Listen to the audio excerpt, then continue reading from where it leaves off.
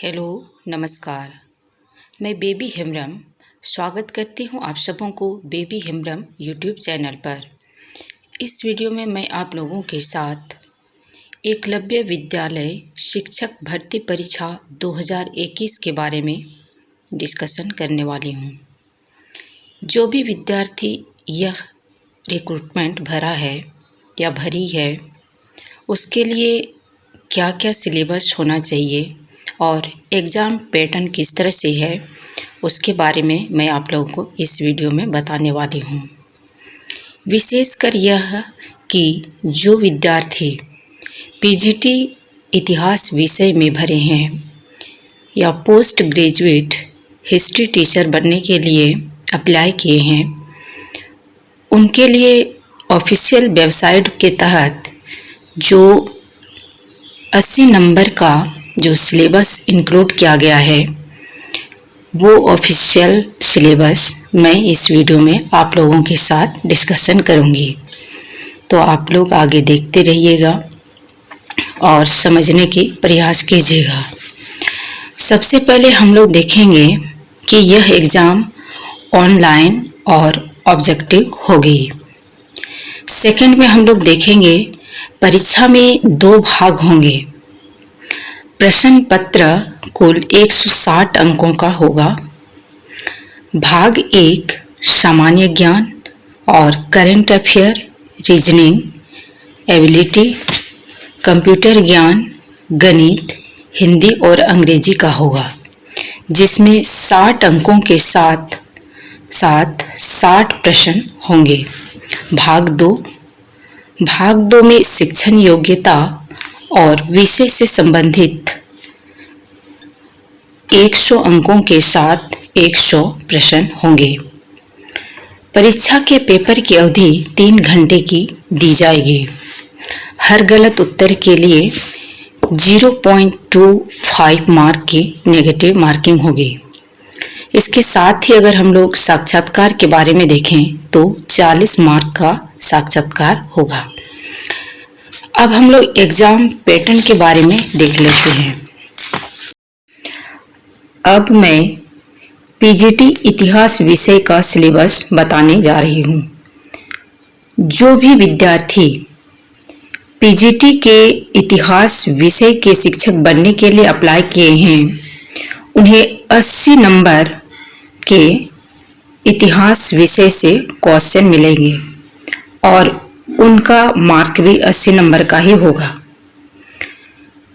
इसका जो अगर हम लोग सिलेबस देखें तो सबसे पहले दिया हुआ है भारतीय इतिहास से। भारतीय इतिहास में अध्याय दी हुई है हड़प्पा सभ्यता। हड़प्पा सभ्यता में खंड करके दिया हुआ है ए टाउन प्लानिंग यानी नगर नियोजन, बी धर्म, सी आर्थिक और सामाजिक जीवन और डी पाठकता लेखन। ये हड़प्पा सभ्यता के अंदर के हैं कि हड़प्पा सभ्यता के टाउन प्लानिंग आएंगे, हड़प्पा सभ्यता का धर्म आएंगे, हड़प्पा सभ्यता की आर्थिक और सामाजिक जीवन, हड़प्पा सभ्यता की पाठकता लेखन, ये हड़प्पा सभ्यता से आएंगे। सेकंड अध्याय के अगर हम लोग देखें तो 16 महाजन पदों के संबंध में मगध का उदय ये दिया गया है। इसके बाद दिया हुआ है बौद्ध और जैन धर्म के संदर्भ में हेटेरोडॉक्स संप्रदायों का उदय। इसमें खंड करके दिया है पहला यानी ए दिया है वृद्धि, बी शिक्षण, सी तुलना, डी दिया है समाज, व्यापार और वाणिज्य पर प्रभाव। यानी बौद्ध धर्म और जैन धर्म के संदर्भ में जो हेटेरोडॉक्स संप्रदायों का उदय में क्या वृद्धि हुआ, उनके शिक्षण क्या थे, उनकी तुलना करना, समाज, व्यापार और वाणिज्य पर क्या प्रभाव पड़ता है, इनसे क्वेश्चन आएंगे।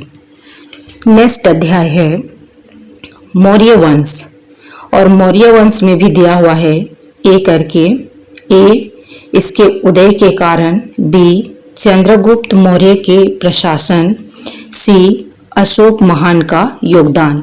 इन सभी पहलुओं से क्वेश्चन आएंगे। नेक्स्ट दिया हुआ है डी, मौर्य साम्राज्य का पतन। अब आगे जो दिया है वो गुप्त काल से।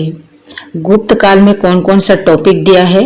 ए दिया है स्वर्ण काल, बी समुद्रगुप्त, सी चंद्रगुप्त विक्रमादित्य और डी प्रशासन, धर्म, व्यापार और वाणिज्य। ये गुप्त काल से इतने टॉपिक दिए हुए हैं। नेक्स्ट दिए हुए हैं 7वीं शताब्दी तक वैदिक समाज और अर्थव्यवस्था। इससे भी क्वेश्चन आएंगे।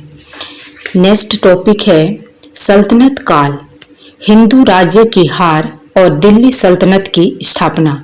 इससे भी क्वेश्चन आएंगे। नेक्स्ट है मुगल काल 1526 से 1707। इन सभी से क्वेश्चन आएंगे। दिया हुआ है टॉपिक करके ए राजनीति, बी प्रशासन, सी समाज, डी अर्थव्यवस्था। यानी मुगल काल के बीच का ये 1526 से 1707 के बीच का राजनीति, प्रशासन, समाज और अर्थव्यवस्था से क्वेश्चन आएंगे। नेक्स्ट दिया हुआ है मध्ययुगीन काल, भक्ति आंदोलन, एक सूफीवाद के विशेष संदर्भ के साथ समाज और संस्कृति। इससे भी क्वेश्चन आएंगे। नेक्स्ट टॉपिक दिया हुआ है मध्यकालीन वास्तुकला, दिल्ली सल्तनत का मुगल काल। इससे भी क्वेश्चन आएंगे। नेक्स्ट दिया हुआ है यूरोपियों का आगमन और विस्तार तथा 5 ब्रिटिश शासन की स्थापना। ये दिए हुए हैं। नेक्स्ट दिए हुए हैं ब्रिटिश शासन और भारतीय अर्थव्यवस्था पर इसका प्रभाव। नेक्स्ट टॉपिक है 1857 का विद्रोह और इसमें भी बहुत सारे अंदर टॉपिक दिए हुए हैं। ए प्रकृति, बी कारण यानी हारने के कारण, सी नेतृत्व और डी परिणाम। यहाँ 1857 का विद्रोह में कहा गया है कि उनकी प्रकृति, उनका कारण यानी हारने का कारण और नेतृत्व तथा परिणाम क्या हुए, इनसे क्वेश्चन आएंगे। नेक्स्ट है सामाजिक धार्मिक सुधार आंदोलन और राष्ट्रवाद का उदय। इससे भी क्वेश्चन आएंगे। नेक्स्ट है भारतीय स्वतंत्रता आंदोलन 1885 से 1947। इससे क्वेश्चन आएंगे। नेक्स्ट है संविधान और संविधान में भी टॉपिक दिया हुआ है फ्रेमिंग, बी विशेषताएं, सी संविधान का कार्य, डी संविधान कब अपनाया गया। इनसे क्वेश्चन आएंगे। अब हम लोग आगे देखते हैं। आगे है ये विश्व का इतिहास और विश्व का इतिहास से जो दिया हुआ है सिलेबस में, पहला है विशेष संदर्भ के साथ प्राचीन सभ्यताओं का उदय और इसमें भी दिया हुआ है इसके अंदर क्या क्या है। ए लिपि, बी व्यापार, सी पंचांग यानी कैलेंडर। इस तरह से दिए हुए हैं। और नेक्स्ट टॉपिक दिया हुआ है रोमन और ग्रीक साम्राज्य, रोमन और ग्रीक सभ्यता। इससे आएंगे। ए दिया हुआ है साम्राज्य का उदय, बी है प्रशासन और सी है समाज। यानी रोमन और ग्रीक सभ्यता का साम्राज्य का उदय, उनके प्रशासन और उनका समाज। इससे भी क्वेश्चन आएंगे।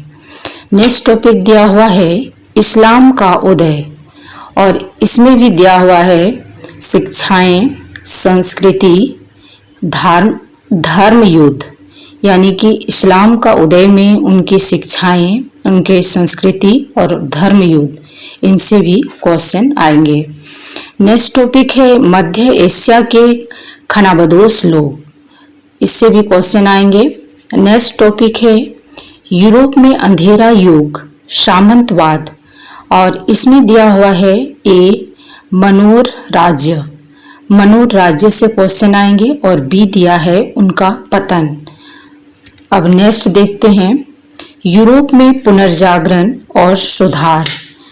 यूरोप में किस तरह से पुनर्जागरण हुआ और उनका क्या सुधार किया गया, इनसे भी क्वेश्चन आएंगे। इस तरह से यहाँ हम लोग देख लिए कि जो भी स्टूडेंट पीजीटी इतिहास विषय के लिए अप्लाई किए हैं और उनको जो 80 मार्क का 80 नंबर का जो क्वेश्चन लिखनी है, उन्हें 80 मार्क मिलेंगे। तो उनके लिए जो ऑफिशियल वेबसाइट इस तरह से दिया हुआ है, वेबसाइट में जो सिलेबस दिया हुआ है, वो चीज़ मैंने आप लोगों से डिस्कशन कर लिया है और यही सब दिया हुआ है ऑफिशियल वेबसाइट में, अंग्रेजी में दी हुई है। मैंने उसे हिंदी में आप लोगों के साथ डिस्कशन कर ली है। इतना ही कहकर मैं यहाँ समाप्त करती हूँ। धन्यवाद।